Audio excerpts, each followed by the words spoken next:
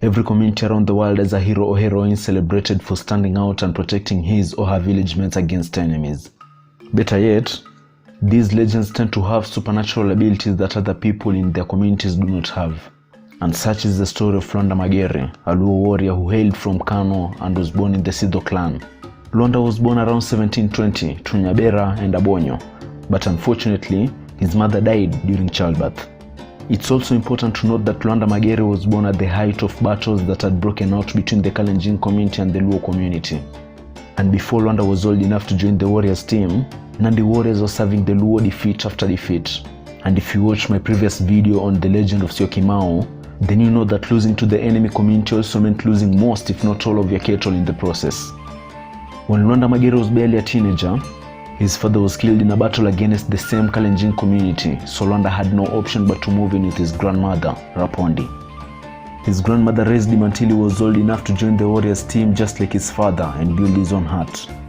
At a young age, LWANDA had already shown an unmatched level of fighting prowess, but according to community guidelines set and enforced by Luo ancestors, one wasn't allowed to become a warrior before reaching a certain age or undergoing certain rituals. Luo's age requirement for one to become a warrior at the time was around 16 years, and LWANDA's initiation as a warrior marked a major turning point for the Luo, not only in war but also in history itself. According to the Luo folklore, LWANDA possessed unearthly powers, one of which was impenetrable skin. Clubs, spears, and arrows from the enemy deflected from his body, and he had the strength to tear apart an entire army of Kalenjin warriors all by himself. LWANDA's first war, in particular, was a massive political and psychological blow to Kalenjin elders and warriors, given they had never witnessed anything like that. And not just because LWANDA defeated them in record time on the battlefield, but also because he followed those who retreated back to the Kalenjin village and raided a significant portion of their cattle, once again, all by himself. Anyone who tried to get in his way was killed on the spot. And needless to say, the Luo community was just getting started. After losing to Kalenjin warriors for generations, they believed that it was now their time to turn the tables and terrorize their sworn enemies as much as they wanted. This forced Kalenjin elders and warriors back to the drawing board, as they had to come up with ways to neutralize the new danger that was threatening their very existence. Some of the tricks they came up with included poisoning, ambush attacks, and even witchcraft, but none of them worked against the mighty warrior. Now, Kalenjins had only one card left to play. They decided to call a truce, and as a show of good faith, they picked the most beautiful girl in their land and gifted her to LWANDA Magere. However, while presenting the young lady to the Luo community, Luo elders immediately sensed the Kalenjin community was up to no good. The move was too sudden for a community that had been their worst enemy for hundreds of years. So they advised LWANDA Magere to accept the peace deal but not take the lady's hand in marriage. But LWANDA didn't listen. After all, how could he reject the most beautiful girl he had ever come across? Unfortunately for LWANDA, the decision to disobey his elders would ultimately lead to his own downfall, because his new Kalenjin wife had been instructed by her community elders to use her feminine tricks and decipher the secrets behind LWANDA Magere's invincibility. Now, it happened that whenever LWANDA was sick or in need of special attention, the duty will fall upon his first wife, the Luo wife.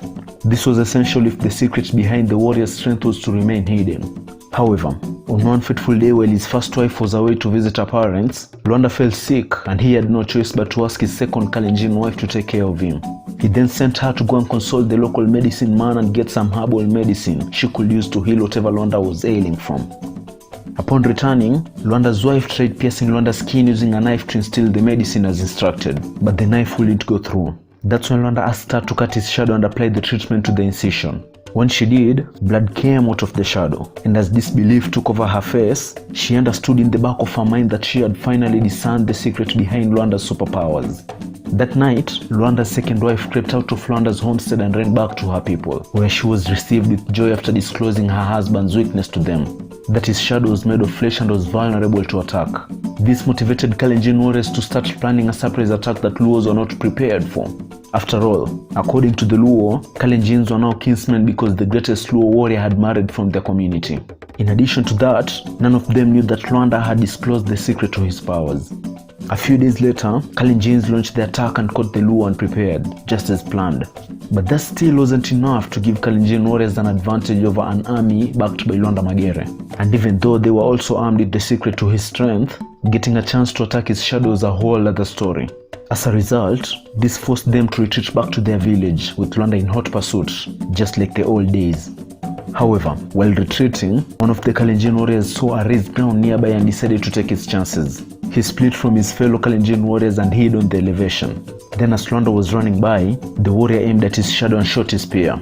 Alas, the mighty Luanda fell down, and as he took his last jagged breath, he killed the warrior that had shot him before dying and turning into stone.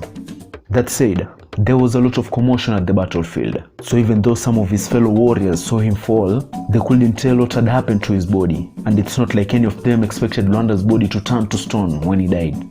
After the war, Luo warriors retrieved Luanda's shield and spear but still couldn't find his body, and after searching for hours, they gave up and walked back to their village crying in pain as they had lost one of their greatest heroes.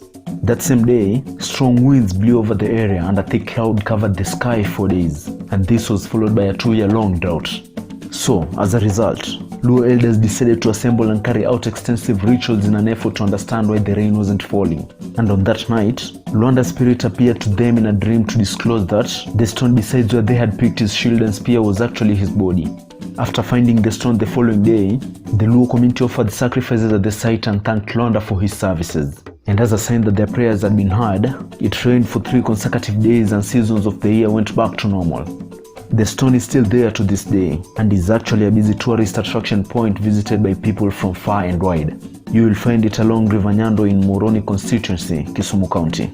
That's not all. Hunters in the Luo community believe that if they sharpen their spears and arrows on the rock, then they can rest assured they won't return from a hunting trip empty-handed. Also, pregnant ladies aren't allowed to set foot on the area because legend states that they will likely miscarry.